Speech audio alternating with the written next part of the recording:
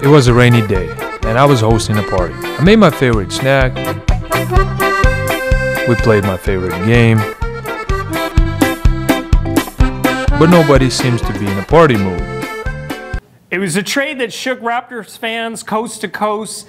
I'm talking about Jonas Valanciunas, who was traded to the Memphis Grizzlies recently. I'm here with Ryan Wallstatt, and we're here to pay tribute to one of the Raptors' most beloved, but actually most famous players in recent memory. Here's me riding the Raptor. So, emotional day. Jonas Valanciunas, he's one of the oldest serving Raptors. He's been here for 7 seasons. He came in here when we were nothing, not a great team. He leaves, though, part of a really great core unit of guys. I mean, how do you think he felt about that, Ryan? I'm sure he was devastated. This is a guy that put his heart and soul. He had his kids here.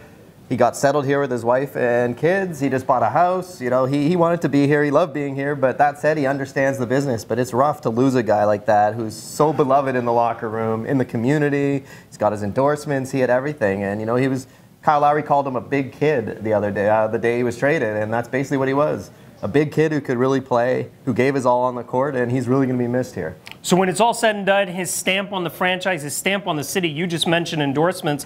What do you think happens to some of that now that he's no longer part of Toronto? I guess he's going to have to do some barbecue commercials in Memphis. I'm not sure. They're not exactly the biggest endorsement market in the world. I'm sure they'll take to him. He's replacing a legend there in Marc Gasol. But it's go bye-bye, daddy. Go daddy. Is it go daddy in Memphis? We could check that out. Ryan, you've covered Jonas since the time he's been here, since 2011. What was he like? What was he like to deal with on and off the court? What were your impressions of him? Yeah, I mean, I met him the day before the draft in 2011. He was just a tall, super skinny kid who could barely speak English. And, you know, even then he said he'd love to come to Toronto. He'd heard good things. And to see him grow over the years was really amazing. He grew into this.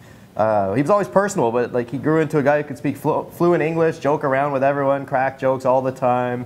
And, you know, he was always happy. He was always in a good mood, always uplifted everyone around him. And, you know, I'd say he's probably my favorite player to cover since I've been covering the NBA. He was just a really good dude.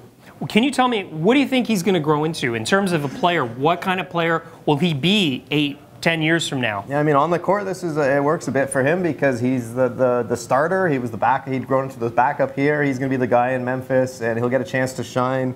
He has another year until he's a free agent, so this should really make him some money in the end. I know it's tough to leave, but he'll get a chance to really show what he can do and play a lot and earn a bigger contract. Let us know what you think down below and subscribe to our YouTube channel.